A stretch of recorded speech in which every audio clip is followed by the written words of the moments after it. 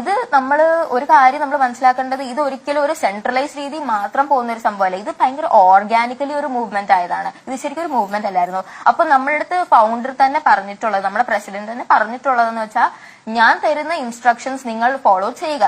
നമ്മളിപ്പോ ഒരു സമയത്ത് ഒരു ടോപ്പിക് എടുത്ത് അതിൽ ഫോക്കസ് ചെയ്തായിരിക്കും പ്രൊട്ടസ്റ്റ് ചെയ്യുന്നത്, അത് ചെയ്യുക.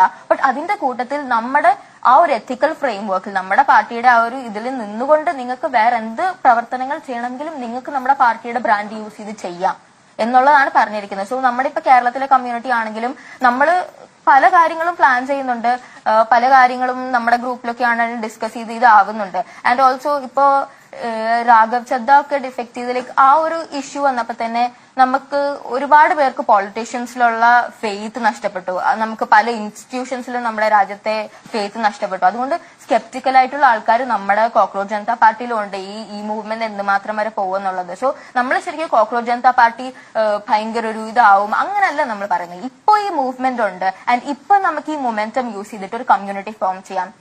ഇപ്പൊ നമുക്ക് എന്തൊക്കെ കാര്യങ്ങൾക്കെതിരെ പ്രൊട്ടസ്റ്റ് ചെയ്യാം, ആർക്കൊക്കെ എന്തൊക്കെ നല്ലത് നേടിക്കൊടുക്കാം, അതെല്ലാം നമ്മൾ ചെയ്യുവാണ് ഇപ്പൊ നമ്മുടെ ലക്ഷ്യം. ആൻഡ് പിന്നീട് അഥവാ ഒരു പോയിന്റ് എത്തുമ്പോൾ നമ്മുടെ ഈ കോക്രോച്ച് ജനതാ പാർട്ടി നിൽക്കേണ്ടി വരുവാണെങ്കിൽ, നമ്മൾ ഓൾറെഡി ഫോം ചെയ്തിരിക്കുന്ന കമ്മ്യൂണിറ്റി, നമുക്ക് ആ ഓർഗനൈസ് ചെയ്യാൻ വന്നിരിക്കുന്ന സ്കിൽസ്, അത് വെച്ച് നമ്മൾ വീണ്ടും ഇവോൾവ് ചെയ്ത് പുതിയൊരു ഓർഗനൈസേഷനിലോട്ട് നമ്മൾ ഓരോ രൂപങ്ങളായിട്ട് മാറുക എന്നുള്ളത്. നമ്മൾ ഇപ്പൊ തന്നെ ആക്ച്വലി നമ്മുടെ കേരള കമ്മ്യൂണിറ്റിയിൽ നമുക്ക് പല അക്കൗണ്ടുകളും നമ്മുടെതെല്ലാം സസ്പെൻഡ് ആയിക്കൊണ്ടിരിക്കുക, ഒരു റീസണും ഇല്ലാതെ. നമ്മൾ ഭയങ്കര ലോഫുൾ ആയിട്ടുള്ള കാര്യങ്ങൾ മാത്രമേ ചെയ്യുന്നുള്ളൂ, പക്ഷെ നമ്മുടെ അക്കൗണ്ട് സസ്പെൻഡ് ആവുന്നു, അതുപോലെ നമ്മുടെ ട്വിറ്റർ ഒഫീഷ്യലുള്ളത് സസ്പെൻഡ് ആവുന്നു, ഇൻസ്റ്റഗ്രാം ഹാൻഡിൽ ഹാക്ക് ചെയ്യാൻ ശ്രമിക്കുന്നു, അതുപോലെ ഞങ്ങളുടെ ഇൻസ്റ്റഗ്രാം ഗ്രൂപ്പ്സിൽ പലരും ഇൻഫിൽട്രേറ്റ് ചെയ്തിട്ട് വേറെ ആൾക്കാർ കുറെ പിന്നെ അവരെ റിമൂവ് ചെയ്യേണ്ട സിറ്റുവേഷൻസ് വരുന്നു.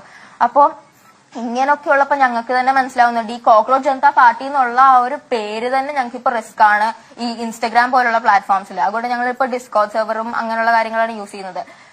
അതുകൊണ്ട് നമ്മളിപ്പോ വിചാരിക്കുന്നത്, ഇപ്പൊ നമ്മുടെ കേരള കമ്മ്യൂണിറ്റി ആക്ച്വലി ഇപ്പൊ തന്നെ ഒരു ബാക്കപ്പ് പോലെ ആക്കി വെച്ചിട്ടുണ്ട്. അഥവാ ഈ മൂവ്മെന്റിന് എന്തെങ്കിലും പറ്റുവാണെങ്കിൽ നമുക്ക് പിന്നീട് ഒരു ബാക്കപ്പ് പോലെ ഒരു ഓർഗനൈസേഷൻ വേണം എന്നുള്ള രീതിയിൽ. ആൻഡ് ഇത് ബാക്കപ്പ് ഓർഗനൈസേഷൻ വേണം എന്നുള്ള രീതിയിൽ. ആൻഡ് ഇത് നമ്മൾ ഒരിക്കലും ഈ മൂവ്മെന്റ് കൊണ്ട് കഴിയേണ്ട കാര്യമല്ല.